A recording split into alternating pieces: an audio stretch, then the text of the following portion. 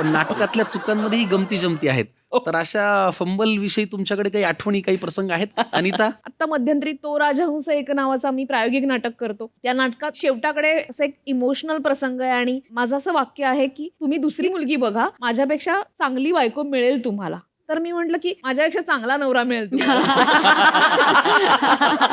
तुझं कधी झालंय फंबल? आत्ता करुणाष्टके हे जे नाटक आहे ते 1890 सालातलं आहे. तर त्याच्यामुळे त्याच्यात फार आयत्या वेळेला शब्दांचं इकडे तिकडे काही ते पर्यायी होऊ शब्द शकत काही नाही. करता येत नाही. तर एक प्रसंग आहे जिथे मला देवळात ते रावळात बंद करून ठेवतात आणि तिकडनं मग मी सगळ्यांना म्हणत असते, अहो सोडा ना, सोडा ना, सोडा ना. तर पहिले काही प्रयोग आपल्या असं आतनं की प्लीज सोडा ना, अहो असं काय करतं, सॉरी सॉरी. तर म्हणजे एकदा मी असं म्हणून मी